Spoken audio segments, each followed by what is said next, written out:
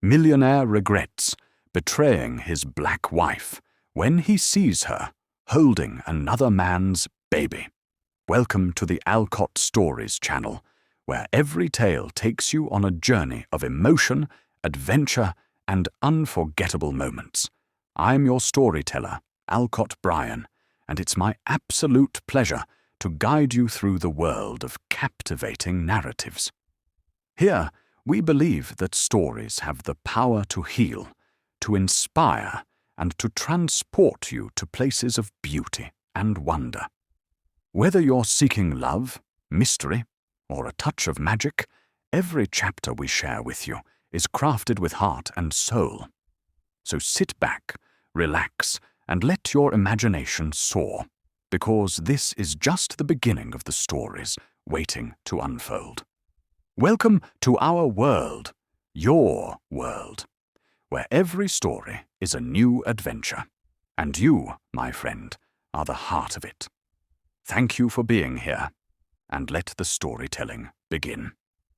Alexander Sterling had built his empire on ruthless ambition, cutting through the business world like a sharpened blade, admired and feared in equal measure, a man whose name alone opened doors and silenced rooms, and yet, behind the polished smiles and dazzling fortunes, he wore his solitude like a custom-tailored suit, pristine and suffocating, until the day he stumbled into a sun-drenched gallery tucked between towering glass monoliths of his city, where laughter floated like music and the walls pulsed with color and life. And there, standing before a canvas of wild golden swirls, was Amara Lewis, her skin kissed by the sun, her hair a crown of tight curls, her eyes holding galaxies, a woman so fiercely alive she seemed to vibrate with energy. And in that instant, the man who thought he had conquered all felt the earth shift beneath his polished Italian shoes, and without understanding why, he crossed the room, the crowd parting unconsciously before the power of his presence. But for the first time, Alexander was the one rendered invisible, because Amara was too consumed by her art to notice the king in his castle. And when she finally looked up, her smile was not one of awe or calculation, but simple, genuine welcome. A smile that disarmed and dismantled the walls he hadn't realized he'd built so high. And with a few words about brushstrokes and dreams, they found themselves entangled in conversations that stretched like silken threads through lazy afternoons and starlit evenings. And though society watched with wary, skeptical eyes, whispering behind manicured hands and gleaming champagne flutes, neither Alexander nor Amara let the noise tarnish what they were building. Something raw and pure, a thing not measured in stocks or fame or pedigrees, but in the quiet way he studied her face when she laughed, and the way she listened to his silences, understanding even the words he could not say. And there were those when he sat for hours in the corner of her tiny, chaotic studio, the billionaire perched awkwardly on a rickety stool, his phone forgotten, his empire crumbling into insignificance as he watched her transform blank canvases into explosions of soul and light. And there were nights when he pulled her close beneath a canopy of stars only they could see, and he whispered promises not in grand gestures, but in the way his arms trembled around her. Her name, and Amara, who had grown up learning to guard her heart against the sharpness of the world, who had been taught that fairy tales were not written for girls who looked like her, found herself daring to believe in a future painted in vivid, unapologetic hues. And as their love deepened, it wrapped around them like a force of nature, defying not only the invisible lines society tried to draw, but also the deep-seated fears etched into their own bones, fears of loss, of betrayal, of dreaming too big. And yet together they leapt, Alexander proposing not in a grand ballroom or exotic island, but in the middle of her tiny kitchen. Flour dusting the air like snow. A simple silver ring clenched between his trembling fingers, and Amara said yes through tears and laughter, and the world beyond those cramped walls faded into irrelevance, because against all odds, against every whisper and sneer, against every statistic and cruel gaze, their hearts had found each other. And for a moment, a beautiful, blinding moment, it seemed nothing could tear them apart.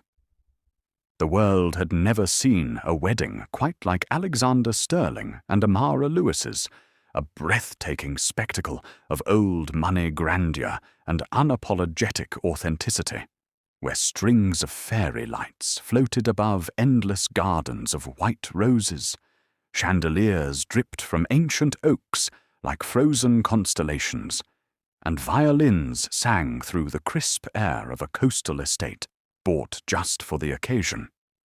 But beneath the shimmering perfection, under the polished smiles and clinking crystal, darker currents writhed unseen, festering in the hearts of those who had come not to bless, but to bear witness to what they considered a travesty.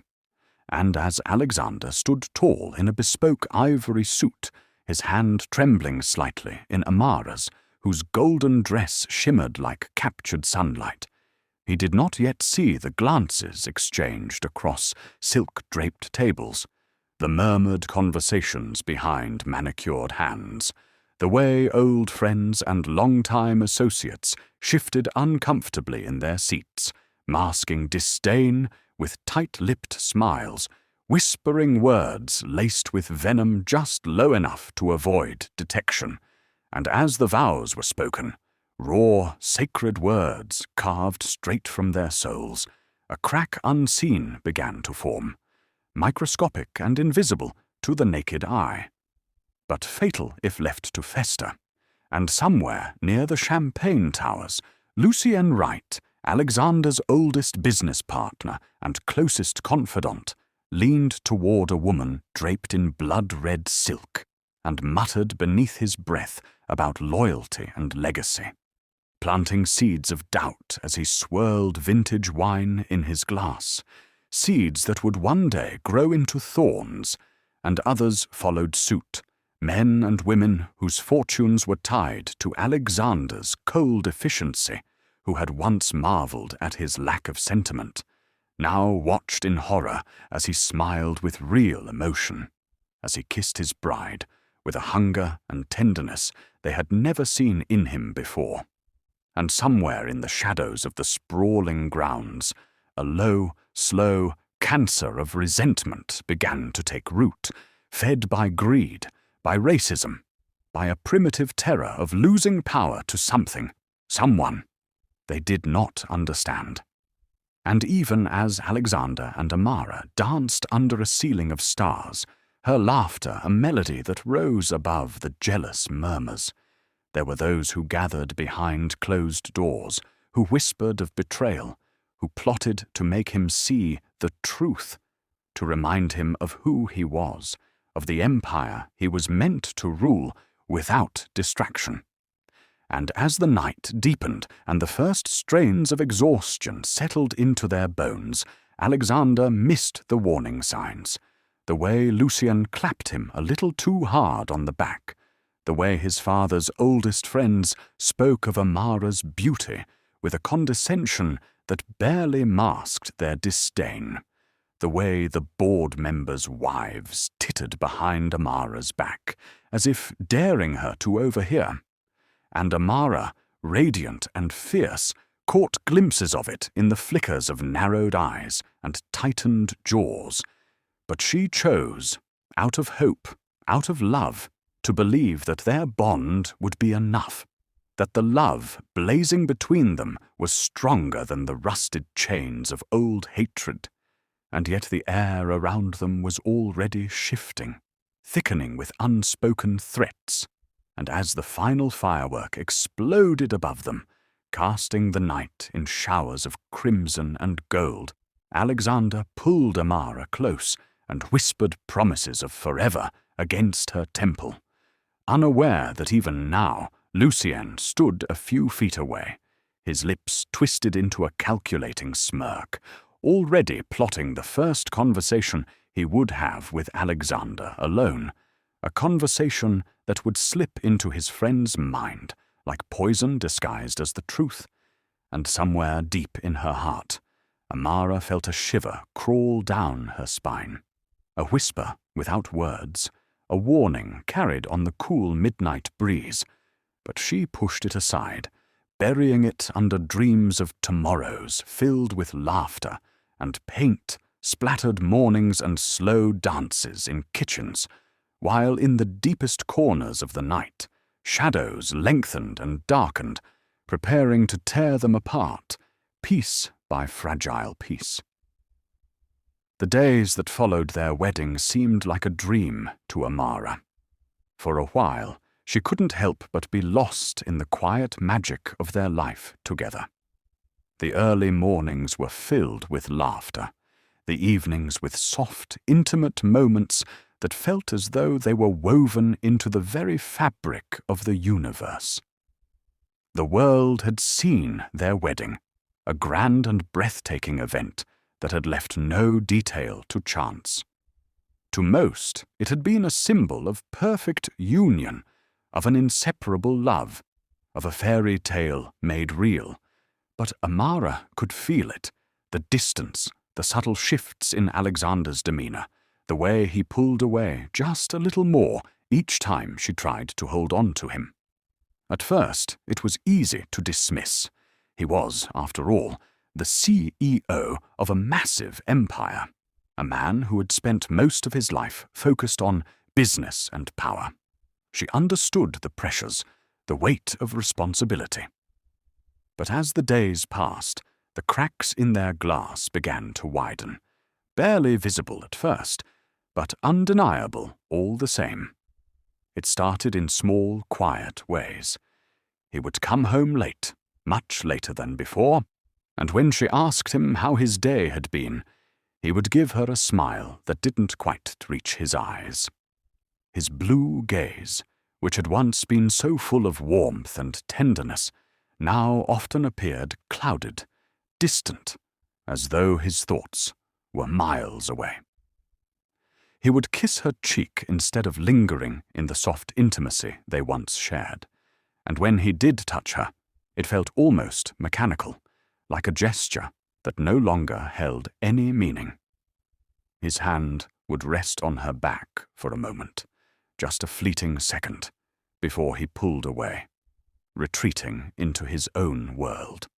Amara would tell herself that it was just stress, just the heavy load of managing everything that came with their new life.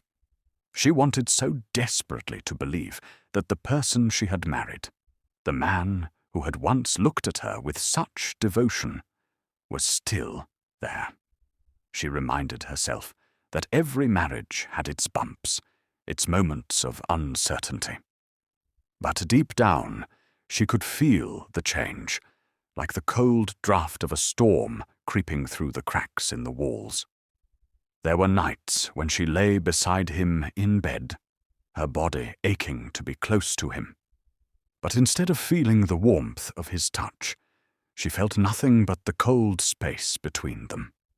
She would reach for him, her fingers brushing against his skin, and for a moment she would feel him hesitate before he pulled back, as though her touch was something to be avoided. "Alex, are you okay?" she would ask, her voice trembling with the quiet concern she could no longer suppress. "Just tired," he would reply, his voice distant, and she would nod, trying to swallow the knot that had formed in her throat. It was always the same. He was always tired. And yet, there were other nights when the silence between them became unbearable, when Amara could no longer deny the heaviness that seemed to hang in the air. She would sit on the edge of their bed, her fingers twisting nervously in her lap, watching him as he sat on the balcony, staring out at the city lights with a faraway expression that broke her heart. She had once been his world, his reason for everything, but now it felt as though she was nothing more than a shadow in his life, a faint memory that he was desperately trying to forget. "Alex," she would whisper, her voice trembling. "Talk to me, please." And he would turn to her, his gaze softer, but still distant. "I'm just thinking," he would say, as though his thoughts were a separate entity, something that could never be shared with her. She would watch him, waiting for him to open up, waiting for him to tell her what was really going on. But the words never came. Instead, he would slip into his work, retreating further into the fortress of his mind, shutting her out. And each time he did, Amara felt the gap between them grow wider. There were days when she found herself standing in the kitchen, preparing meals that had once been a source of joy for both of them. But now, as she set the table, she felt an emptiness in the act. The dinners felt hollow, the laughter forced. He would sit across from her, picking at his food, his mind clearly elsewhere, and she would smile, trying to keep the conversation light, trying to keep the illusion of normalcy alive. But with each passing day, it became harder to maintain the facade. The weight of their growing distance pressed down on her chest like a stone. Amara would often find herself standing in front of their bedroom mirror, tracing the outline of her reflection with the trembling fingers, wondering what she had done wrong. Was she not enough for him? Had she failed him in some way? Had she failed them both? She could feel the fear creeping into her thoughts, gnawing at her confidence, and she hated it. She had promised herself she wouldn't let fear control her, that she would always be strong for herself and for Alexander. But in those quiet moments, when she was alone with her doubts, she wondered if the love they had shared was slowly slipping through her fingers, like sand. One evening, as the sun dipped beneath the horizon, casting a soft orange glow over their home, Amara tried again. She had spent the day working on a new painting, her mind distracted by the pull of her own emotions. But when the night settled in, she couldn't escape the need to speak to him, to ask him what was wrong. She found him in his study, his eyes glued to the screen of his laptop, his fingers moving across the keys with mechanical precision. She stood in the doorway, watching him for a moment, wondering how she could bring up the subject without making him shut down. "Alex," she began softly, her voice barely above a whisper, but it was enough to pull him from his thoughts. He looked up at her, his expression unreadable, and for a fleeting moment she saw the pain in his eyes, the pain he was trying so desperately to hide. "Amara," he said, his voice low. "I'm fine. I just have a lot on my mind." She stepped into the room, her heart pounding.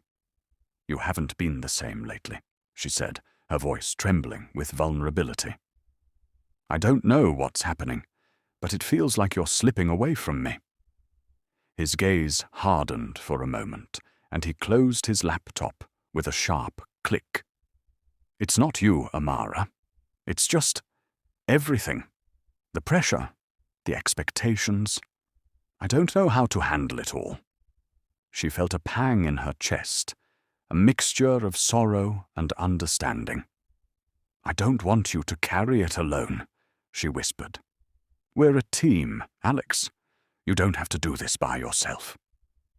But even as she spoke the words, she knew, deep down, that something had already been broken between them, something fragile that couldn't be fixed by love alone. The air between them was thick with unspoken truths, with the weight of everything they had never said, and despite her best efforts, Amara could feel the invisible distance between them, stretching farther with every passing moment. "I'll be okay," he said, standing and walking past her, his hand brushing hers in a gesture that felt like a goodbye, a gesture that broke her heart all over again. She stood there, watching him retreat into himself, feeling the coldness of his absence more than the warmth of his presence, and as the silence enveloped the room, she realized that the cracks in their marriage were no longer small, no longer invisible. They were vast and growing, and no matter how much she hoped, no matter how much love she poured into it, she could feel them threatening to shatter everything they had built together. It was a morning that began like any other, with sunlight filtering softly through the tall windows of their bedroom, spilling golden warmth across the polished floors. Amara had awoken early, as she often did, feeling the quiet stillness of their home. She moved around the kitchen, preparing their usual breakfast, pancakes with syrup and fresh fruit, a small ritual that had always been a moment of intimacy for them, a peaceful time before the world intruded on their lives. But today, there was a heaviness in the air, an unspoken weight that pressed down on her chest, one she couldn't ignore, no matter how hard she tried.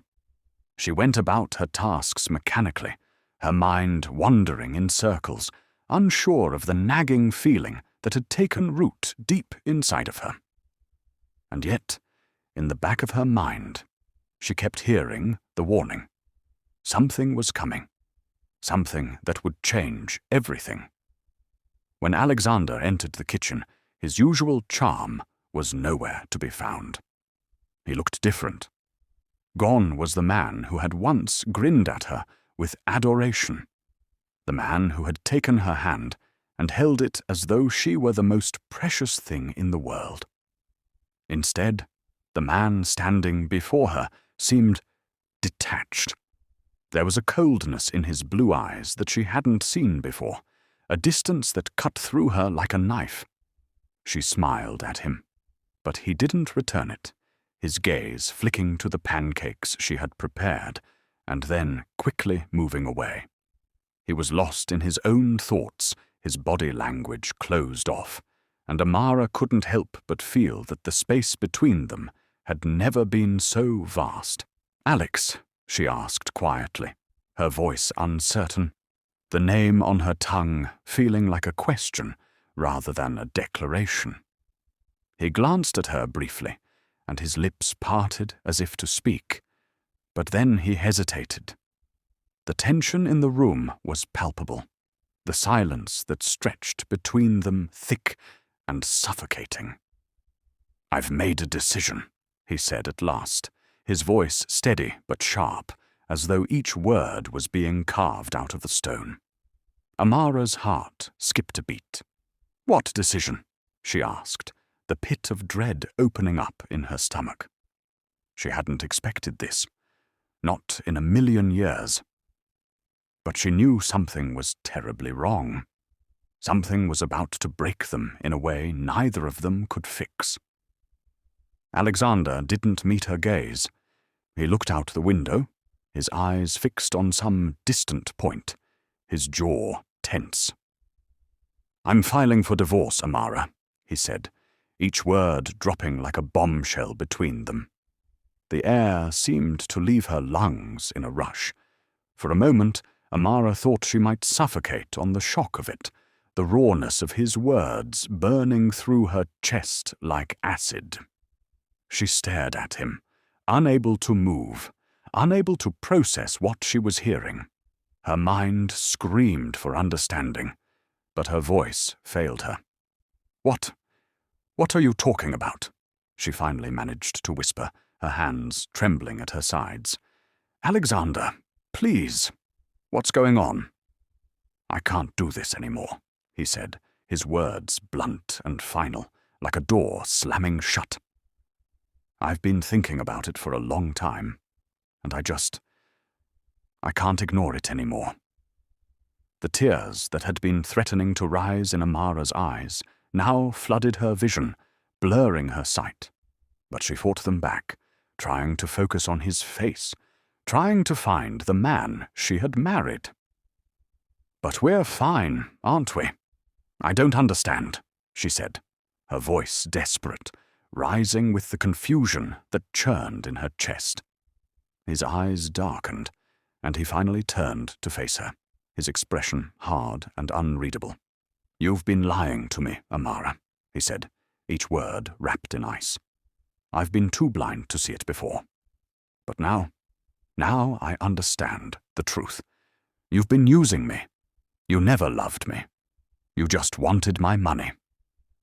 The accusation hit her like a slap across the face. She stumbled backward, the force of his words knocking the breath from her lungs. "What?" she gasped, her heart shattering as she tried to comprehend the betrayal in his eyes. "That's not true. You know that's not true." But Alexander was beyond reason, beyond the woman he had once loved. His voice grew colder, more cutting, as he pressed on. "I've heard the whispers, Amara. I've heard what people have been saying about you, that you're just another gold digger, that you married me for my wealth, that you were never in this for love. And now, I can't unhear it."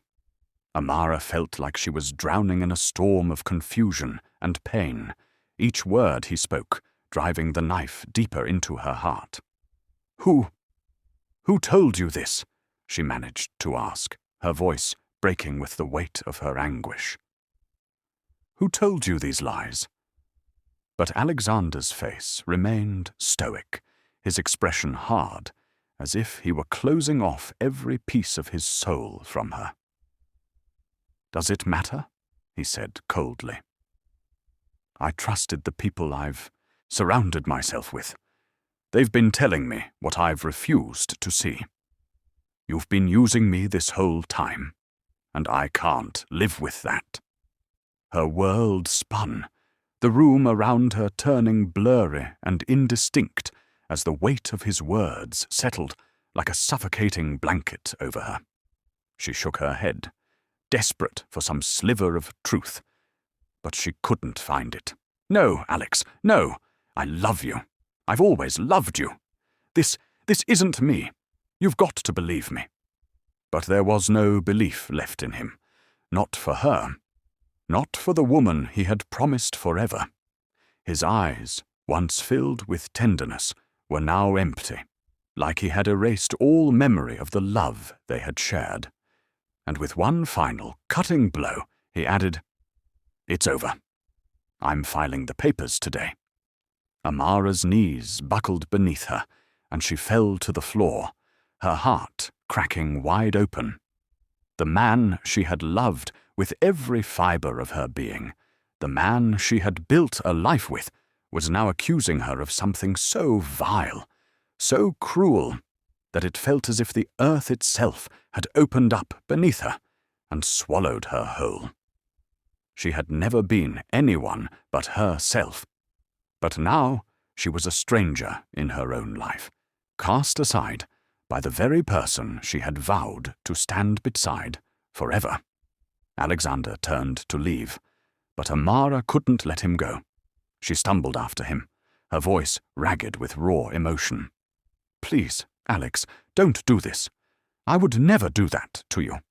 I would never betray you." But he didn't look back. "You already have," he said, his voice hollow. And with that, he walked out, leaving Amara standing alone in the shattered silence of their home. As the door clicked shut behind him, Amara collapsed onto the floor, her sobs shaking her body with the force of the heartbreak she could not escape.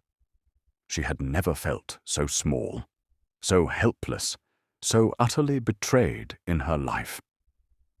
The man she had given everything to had turned his back on her, had listened to lies that came from the people who should have been supporting him, the people who had poisoned his mind against her. And now she was left with nothing but the cruel remnants of a love she had thought would last forever. The house felt empty in ways that Amara could not quite articulate.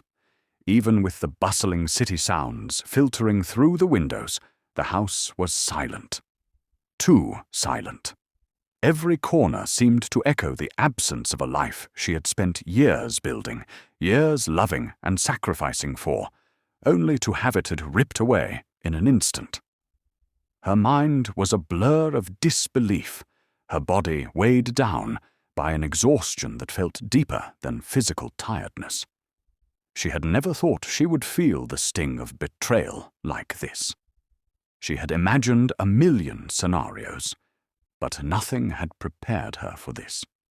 The man she had loved with everything in her heart, the man she had trusted more than anyone, had not only accused her of something heinous, but had left her without a second glance, as though their life together had meant nothing at all. Amara stood in the middle of their grand living room, her hand resting on the back of the couch as she looked around, taking in the place they had made their home. It was as though the walls themselves had witnessed their dreams, their laughter, and all the moments they had shared. She could almost hear his voice, the echoes of their conversations, the promises whispered in the dead of night. But now, it was just a shell. A beautiful, empty shell. Her heart felt hollow, as if all the life had been drained from it. She had always prided herself on being strong, on knowing who she was. But in this moment, she felt smaller than ever before. How could someone she had loved so deeply, someone she had given everything for, turn against her so completely? She could still hear his words in her mind, his cold accusations, and they cut deeper with each passing moment. Gold digger, liar, pretender. None of it was true, and yet those words were now the very definition of her existence in his eyes. The tears came without warning, hot and heavy, slipping down her cheeks like a torrent she had no control over. She had cried herself dry the night before, but somehow it felt like there was still more grief to release, more heartbreak to endure. She collapsed onto the couch, her face buried in her hands, trying to hold herself together as the world seemed to fall apart around her. She could not cry forever, though, and as the moments passed, she felt the grief begin to settle into a cold, quiet resolve. This couldn't be the end. She wouldn't let it be. Amara wiped her tears away, taking a deep breath as she forced herself to stand. She was devastated, completely shattered. But she wasn't going to stay in this pain. Not forever. She had been through too much in her life to let this be the final chapter of her story. Her eyes wandered to the picture on the mantel, the one of them on their honeymoon, smiling and carefree, before everything had gone so terribly wrong. She stared at it for a long time, as if trying to hold on to the memory of the man she had married, the man she had believed in. But as she looked at his smile, all she could see now was betrayal, and that realization broke her heart all over again. She didn't want to be bitter. She didn't want to hate him. She loved him, and a part of her always would. But she also knew she couldn't continue living in a world that had been shattered by his lies. She was not going to let this destroy her. Number. She would not let his mistakes become her burden. She was stronger than this. She had to be. With a deep, shaky breath, Amara turned and walked out of the house that had once been a symbol of love, now a prison of pain. She had already packed her things, what little she had left after Alexander's accusations, and as she closed the door behind her, she felt something shift within her, a finality, a sense of liberation, even in the midst of all the sorrow. This was not her end. This was her beginning. The streets outside felt colder than she remembered, the world around her pressing in with unfamiliar weight. But as she walked down the sidewalk, she held her head high. The tears were no longer an option. The pain was still there, buried deep, but it would not define her. Not anymore. Amara knew what she had to do. She had spent so many years living for someone else, trying to please someone who could never be satisfied, never truly see her. But now, for the first time in a long while, she would live for herself. She would find a way to heal, to rebuild, to rise from the ashes of everything that had been burned away. Alexander, on the other hand, was buried in his own guilt, though he couldn't see it yet. The house was silent when he returned that evening, a silence that pressed down on his chest like a weight he couldn't shake. Amara was gone, her presence nowhere to be found. His eyes scanned the empty room, the same one they had shared for so long, but now it felt like a ghost of a life that had never been real. He couldn't understand why he had done it, why he had accused her, why he had believed the lies, why he had let the voices of those around him, the ones who had whispered in his ear, dictate the fate of his marriage. Was it because he had always been afraid of the love he felt for her? Was it because, deep down, he had never believed he deserved her? The guilt settled into his chest like a stone, heavy and unrelenting. But he couldn't bear to face it, couldn't bear to confront the fact that he had ruined the best thing that had ever happened to him. So he buried it under the noise, under the parties, the women, the endless cycle of distractions he had allowed himself to fall into. He couldn't think about her, couldn't think about what he had done. So he lost himself in the chaos, in the fleeting comforts of shallow pleasures. But no matter how many drinks he had, no matter how many meaningless women he spent the night with, there was always that one thought that nagged at him, the one thought that wouldn't leave him alone. Amara, the one person who had ever truly loved him, the one person who had given everything, and he had thrown it all away. And with that thought came the realization, slowly and painfully, that he had destroyed the only thing that had ever mattered. But it was too late now. He had made his choice. And so Alexander buried the guilt deeper, hoping it would stay hidden under the layers of distraction he had so carefully built around himself. Months had passed since that fateful day when Alexander had walked out of her life, and with each passing day, Amara could feel the heavy weight of the past start to loosen its grip on her. The pain was still there, of course, buried deep within her heart, like a scar that would never fully heal. But with time came a strange sense of peace, a calmness she hadn't expected. She had walked through the fire of heartbreak, and though the ashes still lingered in the corners of her soul, she had emerged from it stronger, more resilient. The woman who had once been consumed by love and betrayal was now learning to stand on her own, to trust herself again. Amara's days were no longer filled with the sorrow that had defined the first few weeks after the divorce. Instead, she had thrown herself into her art, into her work, and into the quiet solace of her new life.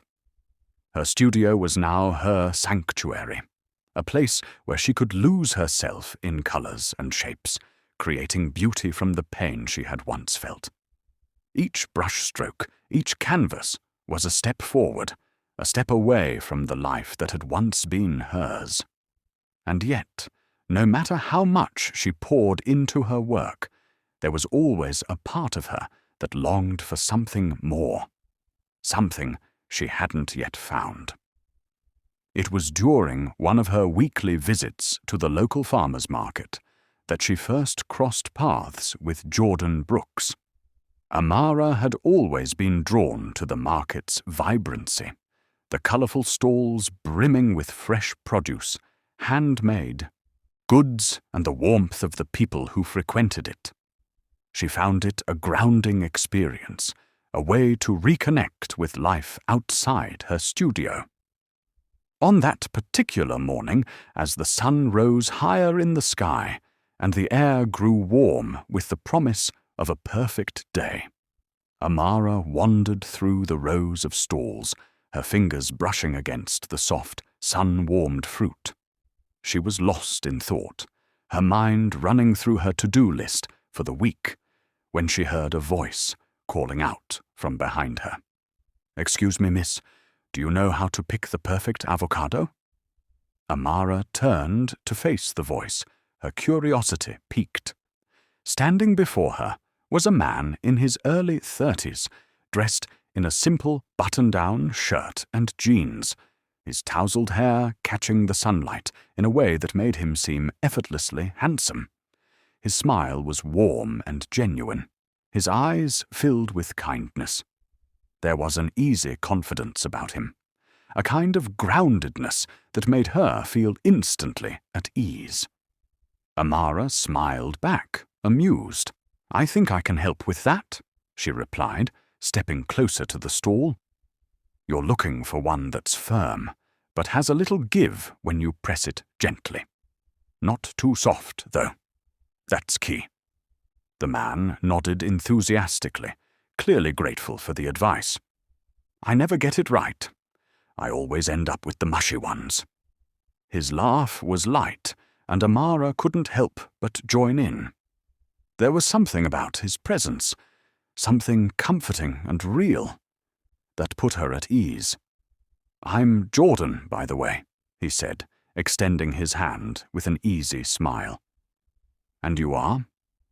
"Amara," she replied, shaking his hand, the warmth of his touch lingering a little longer than it probably should have. There was an instant connection, a spark that she hadn't expected, but welcomed nonetheless. They stood there for a moment, the sound of the market buzzing around them, the scent of fresh flowers and coffee filling the air. It was one of those simple moments where time seemed to slow down just enough for everything to feel right. "I'm new to this area," Jordan said, gesturing to the market around them. "Just moved here a couple of months ago to open up my own business, still getting the hang of things." "Oh, that's exciting. What kind of business?" Amara asked, genuinely interested. "I opened a small tech startup," he replied. "We focus on sustainable solutions for everyday living. You know, making life a little more eco-friendly without sacrificing convenience." His smile grew wider as he spoke about it, and Amara could tell how passionate he was about his work. "That sounds amazing," she said, impressed. "It's great to see people focusing on that kind of thing." They continued chatting, their conversation flowing easily from one topic to the next. They talked about the market, their favorite foods, and the small joys of living in the city. There was no awkwardness, no pretense, just two people who felt a natural pull toward one another. For Amara, it was the first time in a long while that she felt like she was truly being seen, like she wasn't just the woman who had been abandoned or the woman whose heart had been broken. Jordan didn't look at her with pity or judgment, but with genuine interest and respect. He saw her as an individual, as someone with her own thoughts and dreams, not as someone defined by her past. After a while, Jordan glanced down at his watch. I should probably get going, he said, his tone reluctant. But I'd love to continue our conversation. Would you be interested in grabbing a coffee sometime? Amara felt a flutter in her chest. The invitation wasn't rushed or forward, just a simple offer, and it felt nice to be asked. I'd like that, she said, a smile tugging at her lips. They exchanged numbers, and as they parted ways, Amara couldn't help but feel a sense of warmth spread through her. She hadn't expected to meet anyone new, let alone someone who made her feel so at ease. For the first time in a long while, she felt like she was beginning to open herself up to the possibility of something new. The next few days passed in a blur of work and quiet moments of reflection. Amara didn't dwell on the past as much anymore. She had learned to forgive herself, to understand that the betrayal was not her fault. She had grown stronger in her solitude, finding peace in her independence. But Jordan's message, asking if she'd like to meet up for coffee, lingered in her mind. She hadn't been sure if she was ready to let anyone into her heart again. But there was something about him, something gentle and unassuming, that made her feel like maybe, just maybe, she could try again. The coffee date was simple, nothing fancy. They met at a small cafe on the corner of the street, and as they sat across from each other, Amara found herself laughing more than she had in months. Jordan's sense of humor was dry, yet playful, and his presence was calming. The conversation flowed easily, and before she knew it, the afternoon had turned into evening. As they parted ways that day, Jordan smiled and said, I hope we can do this again soon. I'm really enjoying our time together. Amara's heart fluttered. There was no rush, no pressure, just two people discovering each other's worlds slowly, carefully. It was a new beginning, a soft and gentle one. And as she walked home that evening, the weight of the past seemed just a little bit lighter. She wasn't sure where this would go, or if it would even go anywhere at all. But for the first time in a long time, she felt hope again. Hope for the future. Hope for herself. And perhaps, just perhaps, for love. The silence in Alexander Sterling's penthouse was suffocating. He had become so accustomed to the hum of activity, to the constant whirl of business meetings, charity events, and the endless parade of social obligations, that the quiet now felt like a betrayal. The luxury surrounding him, the sleek furniture, the panoramic view of the city skyline, felt like a cold, hollow shell. He had built this life, this empire, but none of it had brought him the fulfillment he had hoped for. There was always something missing, always a void that couldn't be filled, no matter how many parties he attended, no matter how many women he slept with. The faces came and went, their laughter and attention fleeting, but in the quiet of his apartment, when the lights dimmed and the music faded, all he could hear was the echo of a memory. Amara. Her smile haunted him, vivid and bright, a stark contrast to the emptiness he now felt. It was like a ghost appearing in the most unexpected places, a flash of her in a photograph, the scent of a perfume too similar to the one she wore, or a song playing softly in the background. Each time, it was like a sharp pain in his chest, a reminder of the woman he had once loved, the woman he had thrown away, the woman who had trusted him, who had believed in him, and yet, in a moment of weakness and manipulation, he had discarded her. The regret was a constant companion, one that he couldn't escape, no matter how hard he tried to bury it. He had tried. Oh, how he had tried to fill the void. He surrounded himself with women, young and beautiful, their attention offering a temporary distraction from the crushing loneliness. But none of them were Amara. None of them had the warmth of her presence, the softness of her voice, or the fierce determination in her eyes. He had convinced himself that a new woman, a new experience, could make him forget the wreckage of his past. But the truth was, they only made him more aware of what he had lost. Alexander stood by the large window, gazing out at the city that seemed so small from his vantage point. It was late, far too late for any rational thoughts, but the loneliness that weighed on him was overwhelming. The night felt endless, and every minute that passed was another moment he couldn't get back, another moment he had wasted. He had everything a man could ask for: wealth, power, respect, but none of it mattered. None of it could bring him the one thing he truly desired: Amara. He thought of the times they had shared, the long, slow mornings spent in bed, wrapped in each other's arms, the quiet conversations, the shared dreams. She had been his anchor, the one person who made him feel whole. And yet he had torn it all apart, too blinded by his pride and the toxic influence of the people around him to see how good she was for him. He had believed the lies, had let himself be convinced that she wasn't enough, that she wasn't worthy of him. It had all been a lie, a cruel trick played by the very people who had only ever cared about their own agendas. And now, Amara was gone, and he was left alone with nothing but regret. Alexander's phone buzzed on the table, snapping him out of his thoughts. He picked it up absently, glancing at the screen, but the name that flashed across it made his stomach turn.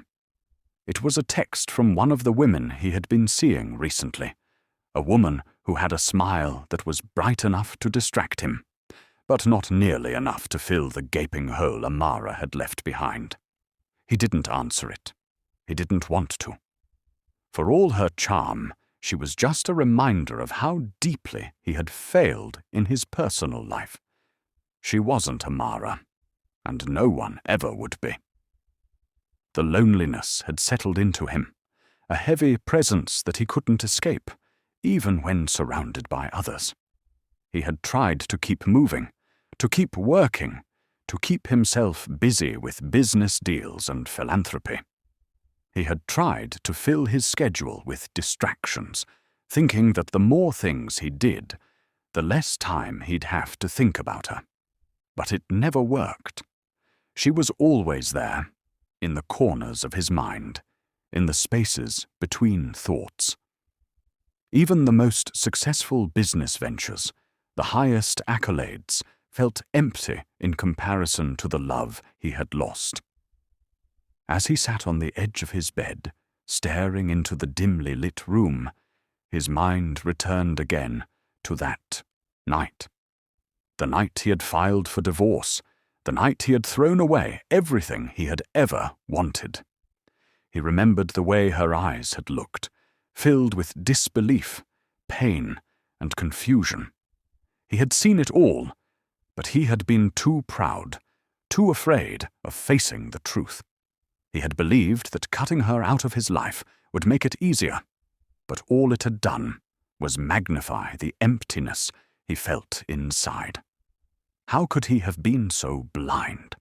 How could he have betrayed her like that, knowing how much she had given to him? Every day that passed without her felt like an eternity. He had tried to move on, tried to bury the memory of her beneath layers of meaningless encounters. But it wasn't enough. It would never be enough. The truth was simple and brutal. No one could fill the space Amara had left behind. She had been his heart, his soul, his equal in a way that no one else could ever be. And now, as he scrolled through the pictures of her on his phone, pictures he hadn't been able to delete despite his attempts. He realized just how much he had taken her for granted. Her laugh, her smile, the way her eyes lit up when she talked about her dreams. All of it was a part of him, and he had lost it all. He reached for his drink, the glass trembling slightly in his hand. The burn of alcohol on his throat did little to numb the ache in his chest, the ache that had been there from the moment he had let her walk away. He had been so sure, so certain of himself. But now, in the stillness of the night, he realized how wrong he had been. He had made a choice, and it had cost him everything. As the minutes dragged on, Alexander felt the weight of his actions crushing him. His pride, the very thing that had kept him from reaching out to her, from apologizing, from trying to make things right, was the one thing that would keep him alone. He could never tell her the truth. He could never let her know how much he regretted what he had done. His pride would not allow it, and so he remained trapped in this endless cycle of loneliness, living in the past while the present slipped further away. He closed his eyes, taking a deep breath, and for the first time in months he allowed himself to feel the full weight of his regret. He had lost Amara. He had lost everything that had ever mattered. And there was nothing he could do to change it. The atmosphere at the charity gala was electric, a shimmering sea of glittering gowns and tuxedos, the sound of classical music floating through the air, laughter and chatter mixing with the clink of crystal glasses. The night was designed to impress, an opulent affair with the city's elite gathered in one place, mingling and networking. Alexander Sterling stood among them, his tall frame cutting a commanding figure in his sharp black suit. He was used to this kind of event, accustomed to the glitzy charm and superficiality of it all. But tonight, something felt different. He had been standing by the bar, his eyes scanning the room absently, exchanging pleasantries with a few business associates, when it happened. When time seemed to slow, and the crowd faded into the background, leaving only one person in his line of sight. There, across the room, standing in the soft glow of the chandeliers, was Amara. For a moment, Alexander thought his heart might stop. He could hardly breathe, the air thick in his lungs as his gaze locked onto her. She looked different, yet the same. Her beauty had always been undeniable, but now it was something more.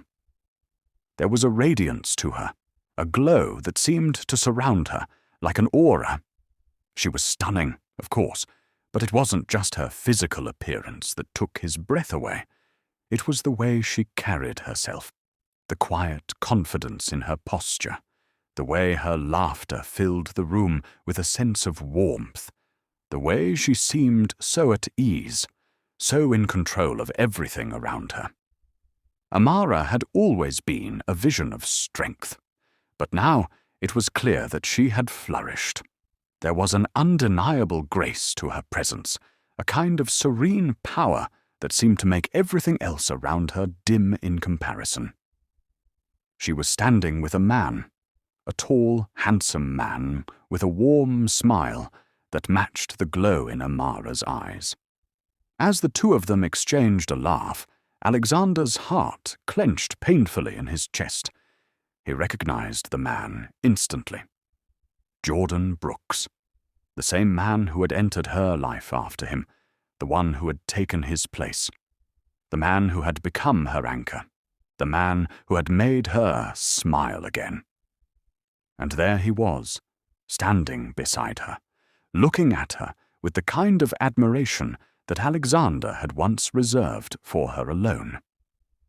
It was a punch to the gut, a sickening rush of emotions that Alexander couldn't control. The bitter sting of jealousy mixed with an overwhelming sense of regret, a feeling that seemed to swallow him whole.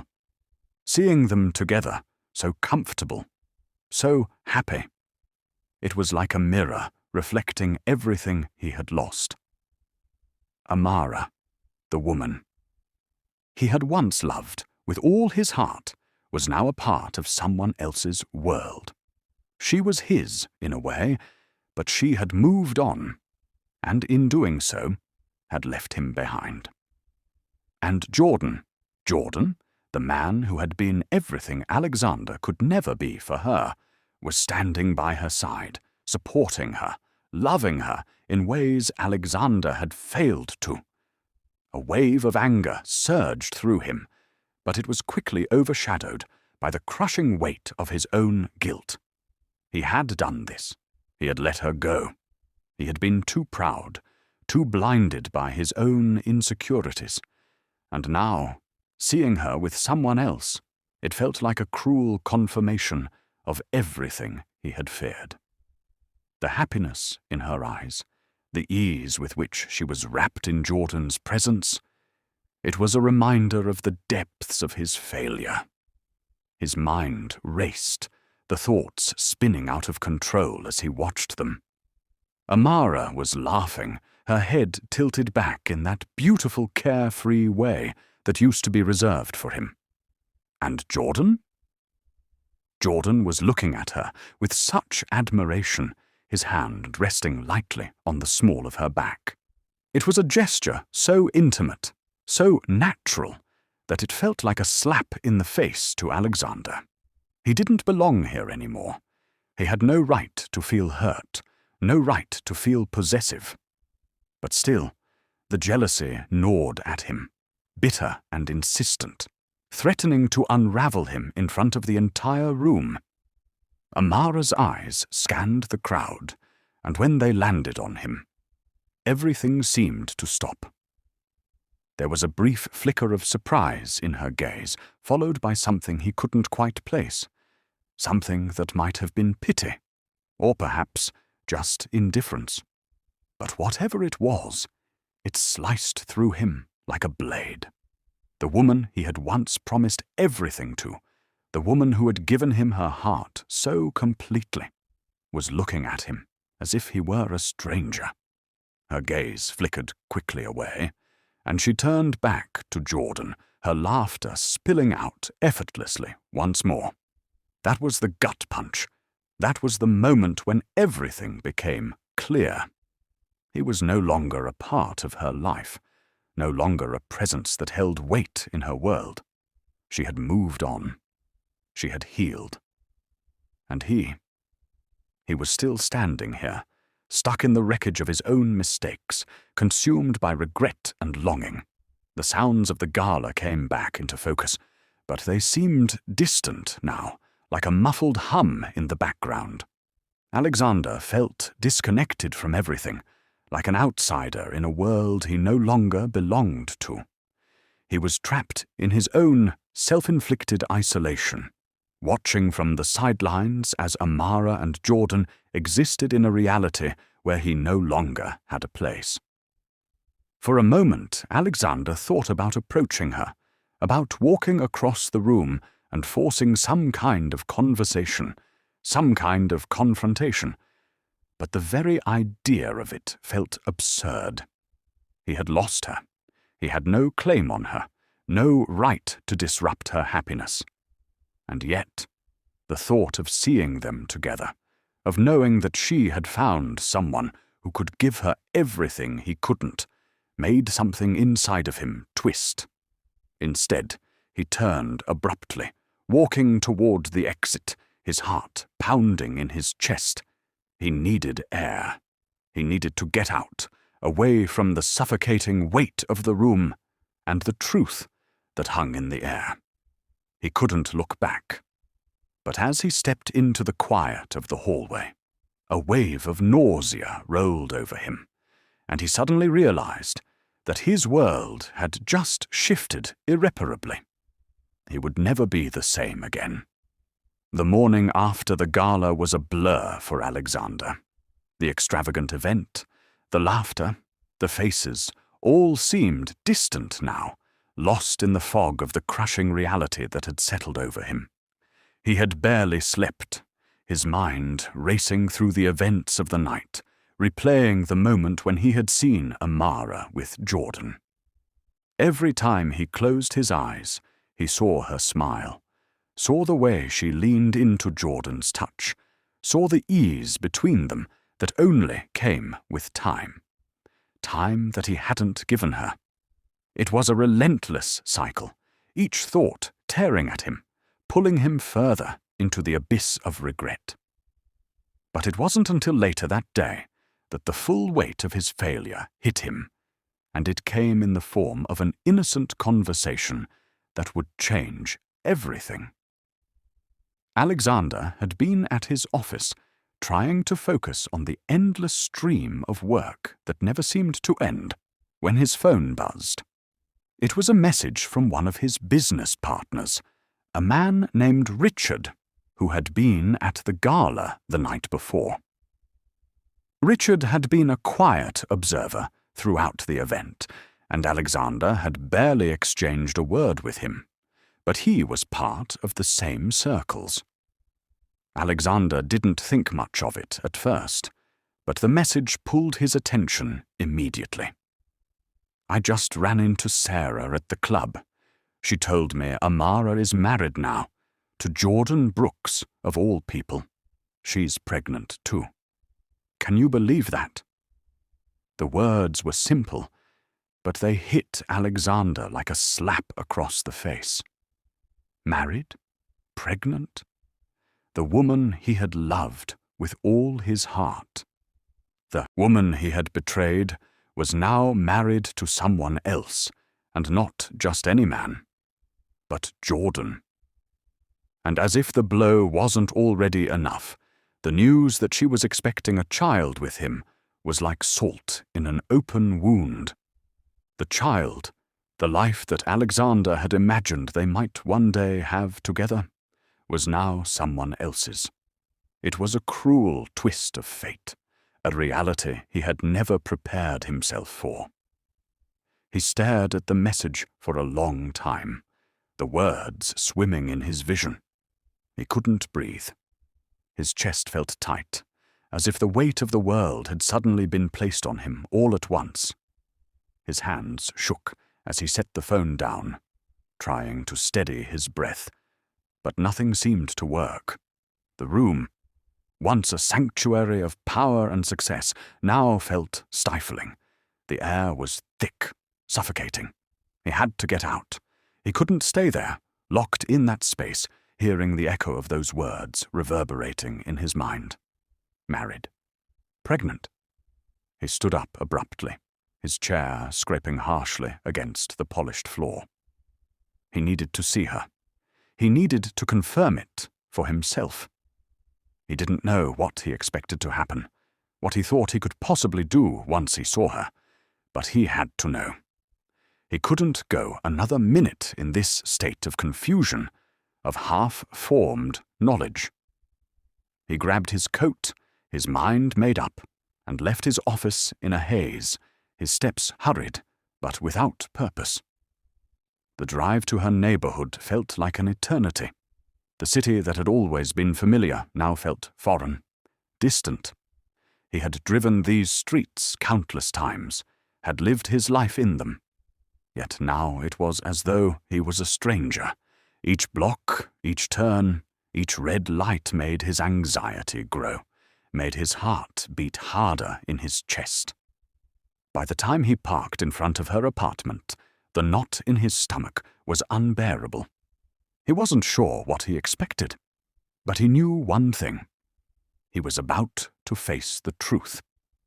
He stood outside her building for a moment, the cold evening air biting at his skin, and closed his eyes. He could almost hear her laugh, the sound he hadn't heard in so long, the sound that used to bring warmth to his soul. But that warmth was gone, replaced by an emptiness he wasn't sure how to fill.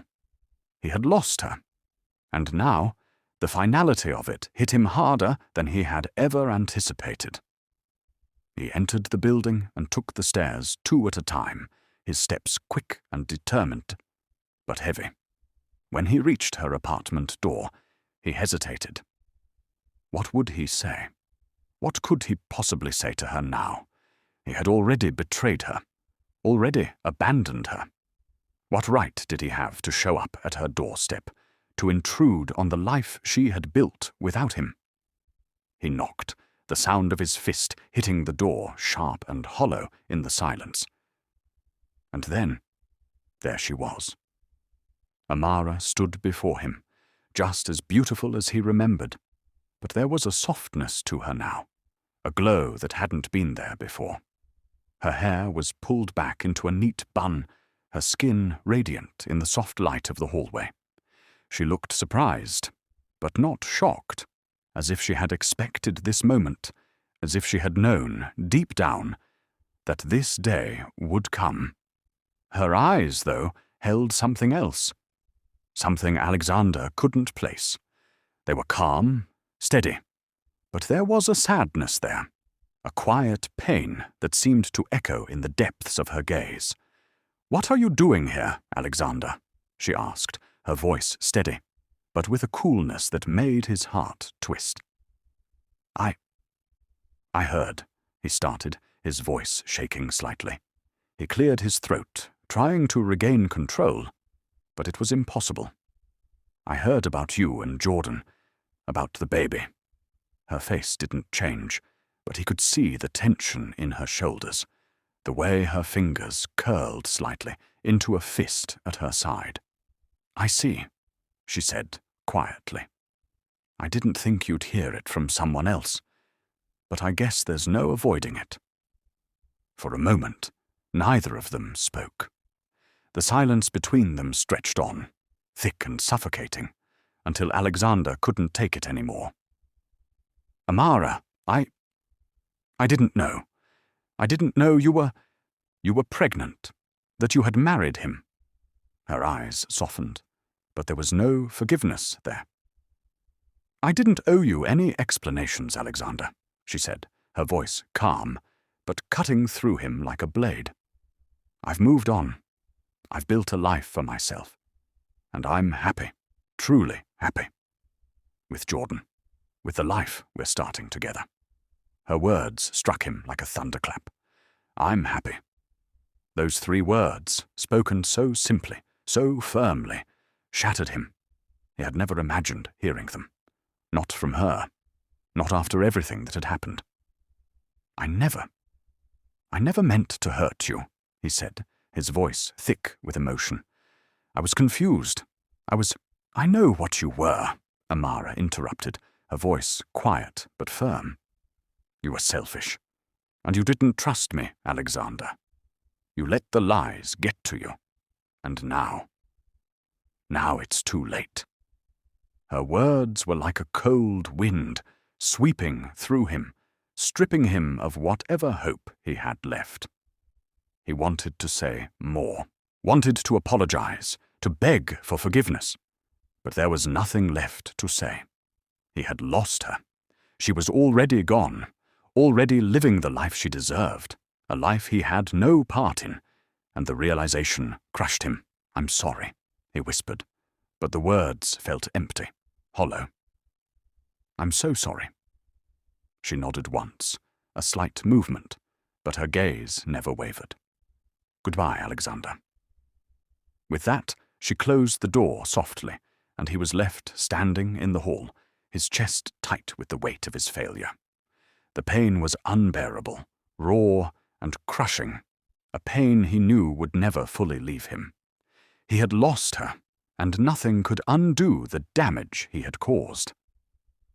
The community event was an ordinary affair, or at least it seemed that way to the casual observer.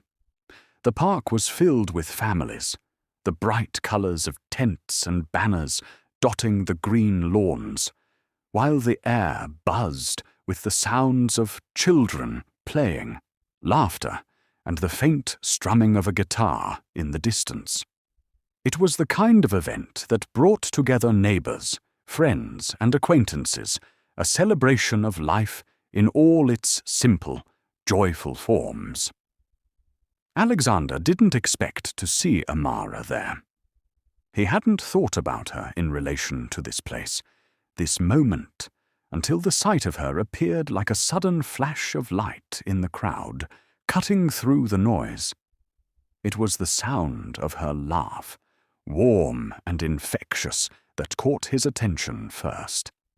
That laugh, the one he had once cherished, the one that had always made him feel like he was the only man in the world who could make her happy, rang out through the air. It was a laugh that had always been hers, but now it carried a note of contentment, of peace that seemed foreign to him, a peace that he had never been able to give her. He turned his head, instinctively drawn to the sound, and there she was, standing in the middle of the park, framed by the vibrant colors of the event. She was smiling, laughing, her eyes brighter than he had ever seen them. And then he saw it. Amara was holding a baby. His breath caught in his chest. A small bundle, wrapped in soft blue fabric, nestled against her chest, her arms cradling him gently. The baby, their baby, he thought for a fleeting moment, before the realization struck him with brutal force, was the physical manifestation of everything he had lost. He had imagined a life with her, had pictured them together, starting a family, building a future. But now, it wasn't his future she was building. It was with Jordan, her husband, the man who had stepped into his place and made her smile again, made her laugh in ways Alexander could never manage. The man who had given her the one thing he could never give her. Love without doubt, without hesitation. As Alexander watched from the distance, he saw Jordan approach her, a proud grin on his face, his hand resting lightly on her back. He bent down to kiss her on the cheek, and as he did, he lightly touched the baby's tiny hand.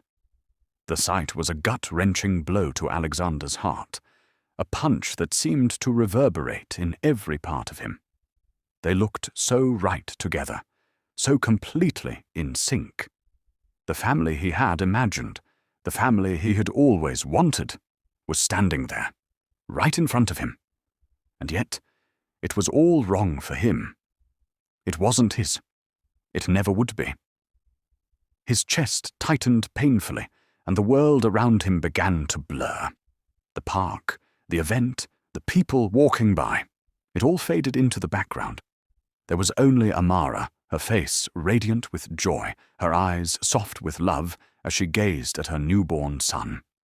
It was a sight so beautiful, so serene, it seemed almost like a dream. But it wasn't. It was real, and it broke him in ways he hadn't known he could be broken. He had thought, perhaps foolishly, that he could go on without her. That time would heal the wound he had inflicted upon himself. But seeing her now, so content, so happy, it was like salt poured into a wound that had never fully closed. He had seen her at the gala, but this was different. This wasn't a fleeting moment. This was her life now. This was the future she had with Jordan. This was the love he had failed to protect. Amara laughed again, her voice light and carefree, and the baby's tiny hand reached up, grasping at her finger. She looked down at him with such tenderness, such love, that Alexander felt like an intruder in a world he no longer belonged to. His heart squeezed painfully in his chest as the realization crashed over him. He had never been enough for her. Not the way Jordan was. He had never been able to give her what she needed, what she deserved.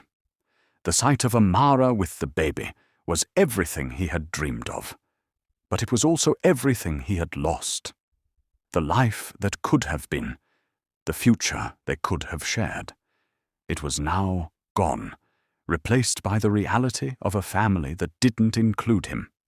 Alexander turned away before he could see any more.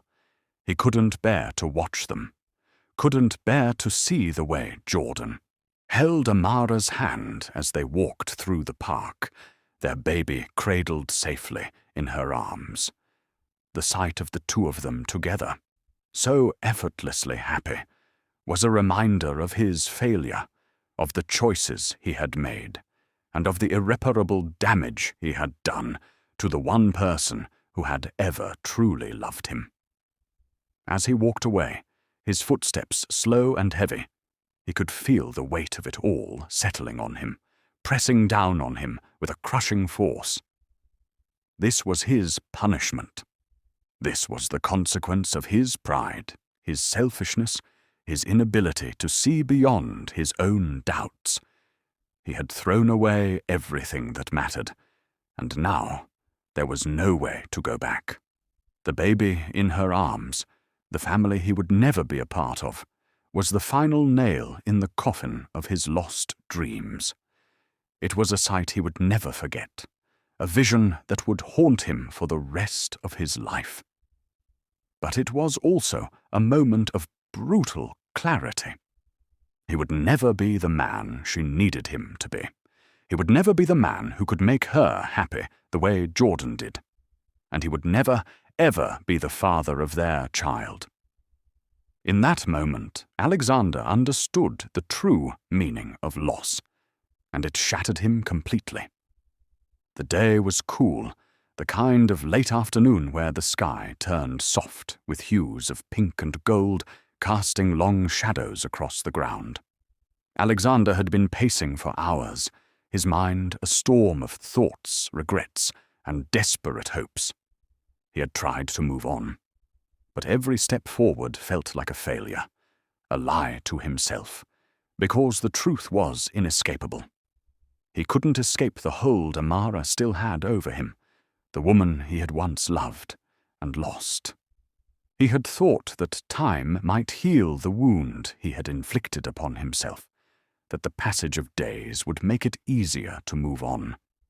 But seeing her again, seeing the family she had built with Jordan, seeing her joy, had only served to remind him of the emptiness he carried inside.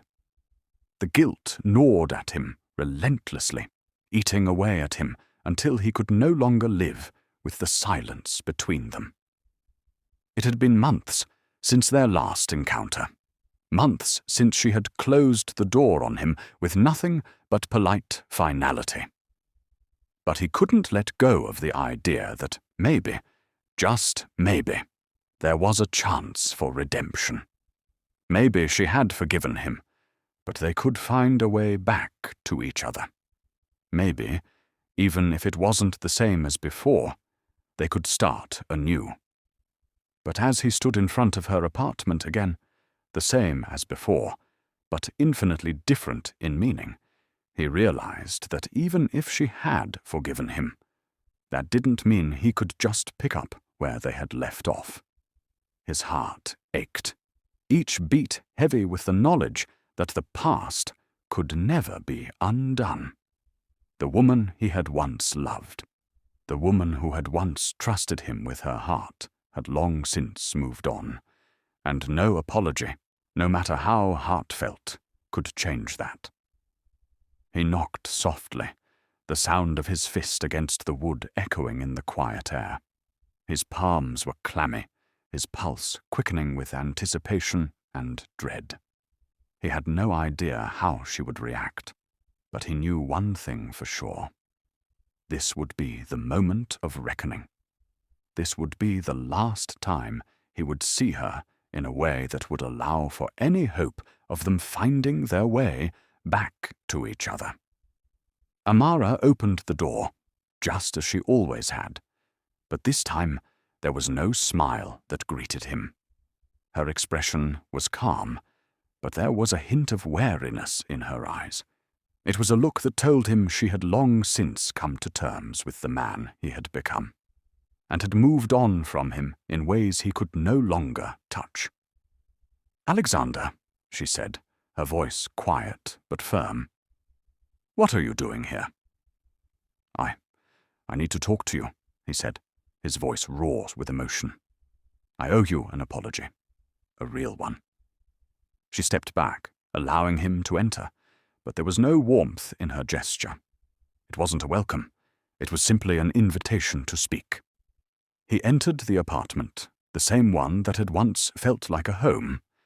But now it felt foreign, distant, as if it belonged to someone else entirely. He could feel the weight of her gaze on him, and for a moment he didn't know where to begin. "I've been a fool," he said, his voice cracking as he took a deep breath. "I hurt you in ways I can never fully understand, and I've regretted it every single day since I walked out of that door. I never should have let you go, Amara. You were everything to me." Amara didn't respond immediately.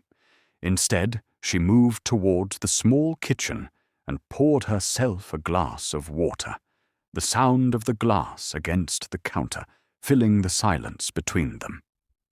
She didn't look at him as she did it, her movements calm, deliberate.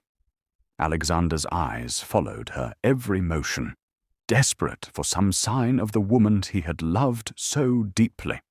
But all he could see was the stranger she had become to him, the woman who had let go of the past. "I've been trying to make sense of everything, to figure out where I went wrong," Alexander continued, his words tumbling out in a rush, his heart racing. "But I realize now that I can't change it. I can't undo the hurt. All I can do is beg for your forgiveness." Amara finally turned to face him, her expression unreadable. Her gaze was steady, unwavering. There was no anger there, no bitterness, just a quiet understanding. She took a long breath before speaking, her voice soft, but full of strength. "You don't have to beg for forgiveness, Alexander," she said, her words steady and calm, but they cut through him like a knife. "I've forgiven you. I forgave you a long time ago." The words should have been a relief, should have brought him peace, but instead, they twisted inside him. Because what he heard wasn't just forgiveness. What he heard was the finality of her words, the finality of her decision. "But I've moved on," she continued, her voice gaining strength, a note of finality creeping into her tone. "You hurt me, and I allowed myself to heal. And in that healing, I found the strength to build a new life, a life I'm happy with, a life that doesn't include you." Her words hit him like a physical blow, his chest tightening painfully. He opened his mouth to speak, but no words came. He had always feared this moment, feared hearing that the love he had once taken for granted was gone. But hearing it was spoken aloud, hearing her say it with such calm assurance, made it real in a way nothing else could. She had truly moved on. She was no longer the woman who had stood by him, who had loved him so fiercely. That woman was gone. "I've found happiness, Alexander. Real happiness," she said, her eyes meeting his with a kind of quiet strength that left him breathless. "And I can't let you back in. I won't let you back in. Not when I've finally found peace. Not when I've finally found the love and respect I deserve." His throat tightened, and for a moment he couldn't breathe. The tears he had tried so hard to keep at bay threatened to spill over, but he swallowed them down, refusing to show weakness. He had no right to. Not anymore. "Amara," he whispered, his voice hoarse, the weight of his regret almost unbearable. "Please, I need you to understand. I was lost." I do understand," she interrupted gently, but there was no hesitation in her voice. "I understand better than anyone, but it doesn't change anything. The truth is, we're not who we were anymore, and that's okay. You don't need me to forgive you, because I already have. What you need is to forgive yourself and move forward." There was a pause, a silence that stretched between them like an unspoken barrier. And then Amara took a deep breath, her expression softening, but her resolve unbroken. "I hope you find peace, Alexander. I really do. But I'm not the person who can give that to you anymore." With that, she turned away from him, walking toward the door. There was no bitterness in her voice, no anger, just a quiet, resolute strength. "Goodbye, Alexander. I hope you can finally find what you're looking for." And with that, she opened the door, the finality of her actions leaving no room for argument. Alexander stood there, frozen, as the door clicked shut behind him, the echo of it reverberating in his heart. He had tried to apologize. He had tried to ask for redemption. But what he didn't realize, what he hadn't been able to see, was that Amara had already moved on. She didn't need his redemption anymore. She had forgiven him, yes, but she had moved on, and there was no place for him in her life. Not anymore. And as he stood there in the empty hallway, he realized that he was too late. He had lost her, and now there was no way to get her back. The day was cool, the kind of late afternoon where the sky turned soft with hues of pink and gold, casting long shadows across the ground. Alexander had been pacing for hours, his mind a storm of thoughts, regrets, and desperate hopes. He had tried to move on, but every step forward felt like a failure, a lie to himself, because the truth was inescapable. He couldn't escape the hold Amara still had over him, the woman he had once loved and lost. He had thought that time might heal the wound he had inflicted upon himself, that the passage of days would make it easier to move on. But seeing her again, seeing the family she had built with Jordan, seeing her joy had only served to remind him of the emptiness he carried inside. The guilt gnawed at him relentlessly, eating away at him until he could no longer live with the silence between them. It had been months since their last encounter, months since she had closed the door on him with nothing but polite finality. But he couldn't let go of the idea that maybe, just maybe, there was a chance for redemption. Maybe she had forgiven him, but they could find a way back to each other. Maybe, even if it wasn't the same as before, they could start anew. But as he stood in front of her apartment again, the same as before, but infinitely different in meaning, he realized that even if she had forgiven him, that didn't mean he could just pick up where they had left off. His heart ached, each beat heavy, with the knowledge that the past could never be undone. The woman he had once loved, the woman who had once trusted him with her heart, had long since moved on, and no apology, no matter how heartfelt, could change that.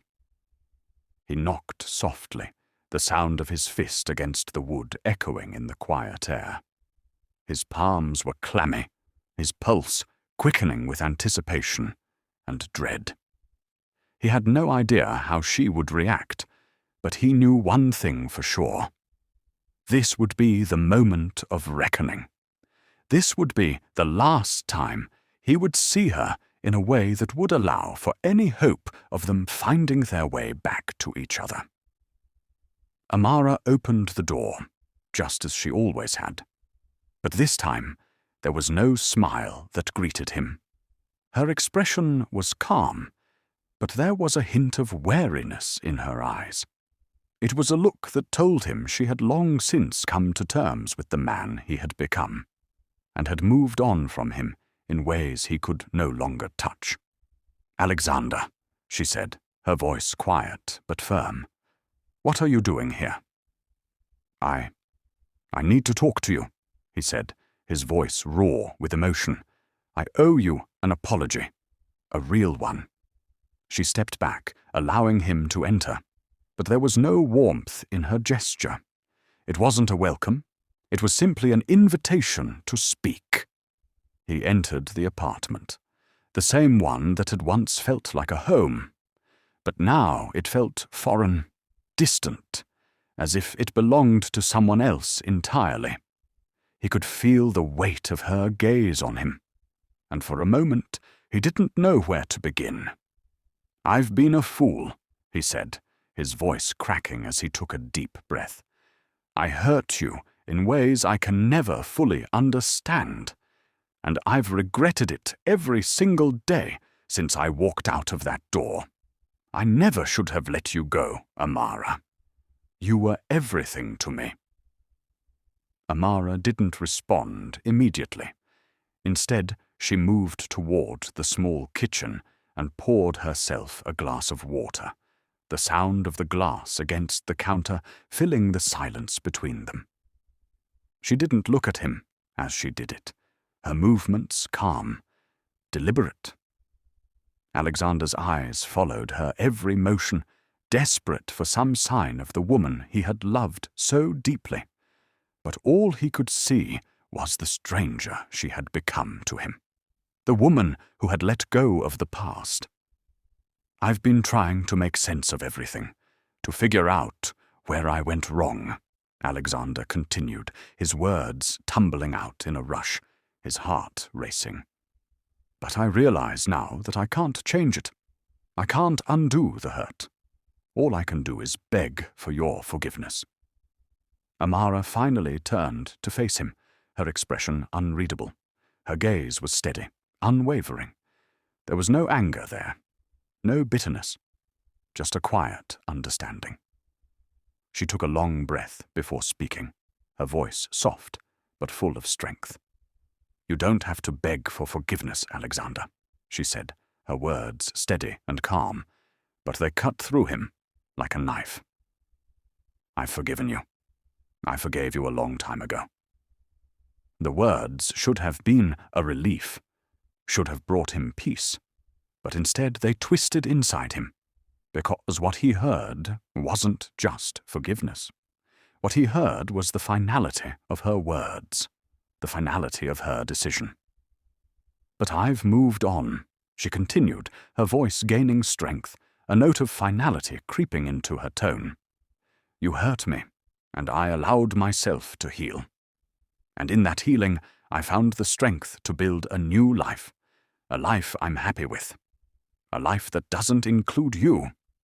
Her words hit him like a physical blow, his chest tightening painfully. He opened his mouth to speak, but no words came. He had always feared this moment, feared hearing that the love he had once taken for granted was gone. But hearing it spoken aloud, hearing her say it with such calm assurance, made it real in a way nothing else could. She had truly moved on. She was no longer the woman who had stood by him, who had loved him so fiercely. That woman was gone. I've found happiness, Alexander. Real happiness, she said, her eyes meeting his with a kind of quiet strength that left him breathless. And I can't let you back in. I won't let you back in. Not when I've finally found peace. Not when I've finally found the love and respect I deserve. His throat tightened, and for a moment he couldn't breathe. The tears he had tried so hard to keep at bay threatened to spill over, but he swallowed them down, refusing to show weakness. He had no right to. Not anymore. Amara, he whispered, his voice hoarse, the weight of his regret almost unbearable. Please, I need you to understand. I was lost. I do understand, she interrupted gently, but there was no hesitation in her voice. I understand better than anyone, but it doesn't change anything. The truth is, we're not who we were anymore, and that's okay. You don't need me to forgive you, because I already have. What you need is to forgive yourself and move forward." There was a pause, a silence that stretched between them like an unspoken barrier. And then Amara took a deep breath, her expression softening, but her resolve unbroken. "I hope you find peace, Alexander. I really do. But I'm not the person who can give that to you anymore." With that, she turned away from him, walking toward the door. There was no bitterness in her voice, no anger, just a quiet, resolute strength. "Goodbye, Alexander. I hope you can finally find what you're looking for." And with that, she opened the door, the finality of her actions leaving no room for argument. Alexander stood there, frozen, as the door clicked shut behind him, the echo of it reverberating in his heart. He had tried to apologize. He had tried to ask for redemption. But what he didn't realize, what he hadn't been able to see, was that Amara had already moved on. She didn't need his redemption anymore.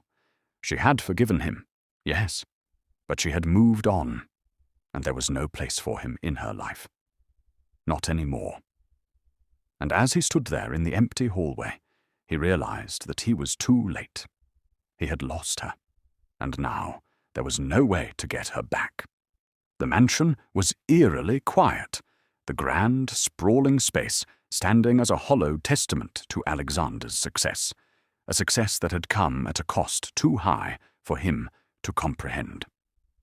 The walls, once filled with laughter and conversation, now held nothing but silence. The rooms, once warm with life, felt cold and distant, as though the very house was mourning the loss of something irreplaceable. It was late, and the night had settled in, casting long shadows across the polished floors. Alexander stood in the center of the living room, staring out the floor-to-ceiling windows at the dark expanse of his property. The landscape stretched out before him, the vastness of it only serving to accentuate the emptiness inside him. He had everything a man could want: wealth, power, and success. But none of it mattered. None of it could fill the void she had left.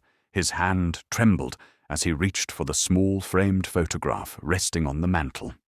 It was a photo he had kept hidden from everyone, tucked away in a drawer where no one could find it, but where his heart could always find solace when the pain became unbearable. It was a picture of Amara, taken on their honeymoon in the French Riviera. She had been laughing, the sunlight catching in her hair, her eyes sparkling with joy, the kind of joy that had been so infectious, so pure, that it had made everything else in his life fade into the background. He ran his fingers over the glass, his chest tightening as he gazed at her face. She was so beautiful, so full of life, and she had given him everything he hadn't deserved. In that moment, as he stared at the photograph, Alexander realized something that had been gnawing at him for so long. Amara was the only real thing he had ever had in his life. She had loved him unconditionally, completely, without question. She had seen through the facade he had built around himself, saw the man he could be, and accepted him. Flaws, arrogance, and all. But he had thrown it all away. He had let her slip through his fingers, convinced that his world, the world of luxury and power, was all he needed. He had been blind to the truth, had let his pride and the poison of others cloud his judgment. He had pushed her away when all she had ever wanted was to love him. The ache in his chest deepened as the weight of it all crashed down on him. The realization was sharp, like a blade cutting through him. He had lost her, forever, and there was no way to take it back. No words of apology, no act of contrition could undo what had been done. Amara had moved on, And no matter how much he longed for her, no matter how many nights he spent drowning in regret, she was gone. He sank into the armchair near the fireplace, the photo still clutched in his hand. His eyes, bloodshot from sleepless nights, traced the contours of Amara's smile, the way she had always made everything feel lighter, brighter. That smile had once been for him, but now it was a smile he would never see again, not directed at him. The life they had once planned together, a family, a home, a future, was now just a faded dream. A dream he would never get to live. Alexander leaned back in the chair, his head resting against the cushions, staring at the ceiling as memories flooded him. He remembered the way Amara had looked at him, the warmth of her touch, the quiet moments when it was just the two of them. No pretense, no facades. In those moments, he had been the man he always wanted to be. But he had let those moments slip through his fingers like sand. He thought about Jordan, the man who had come into her life after him, the man who had done what Alexander could not. He had given Amara the love, the respect, the devotion that she deserved. Alexander couldn't bring himself to hate Jordan, though. He couldn't even bring himself to envy him. Because deep down, he knew that Jordan was everything Alexander had failed to be. Everything that Amara had needed and found in him. The coldness of the room mirrored the coldness Alexander felt inside. There was no one left to comfort him, no one to fill the emptiness he now carried with him. His friends, his colleagues, they were all gone too, unable to fill the hole that Amara had left behind. His wealth, his accomplishments, they all seemed meaningless in comparison to the love he had lost. A single tear slid down his cheek, unnoticed, as he continued to stare at the photograph. It was almost ironic. For all his money, for all his success, it was love, true love, that had been the one thing he had never been able to hold on to. And now he had nothing left. The photograph was a cruel reminder of what he had thrown away, a tangible piece of the life that could have been, a life that had slipped through his fingers. But it was also the only thing he had left of her, the only memory that remained. His heart clenched painfully as he placed the photograph back on the mantel, his fingers lingering for a moment longer than necessary, as though he were trying to hold on to something that was already gone. He sat in the silence of the mansion, the weight of his regret pressing down on him. The echoes of the life he had lost reverberated through the empty halls. And for the first time in his life, Alexander realized the true cost of his actions.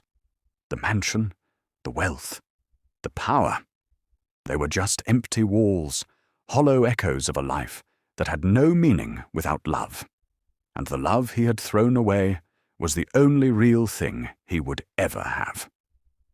As the hours passed, the mansion grew colder, the darkness outside pressing in closer. But Alexander didn't move. He didn't even try. He had nothing left to fight for. His redemption was denied, and there was no going back.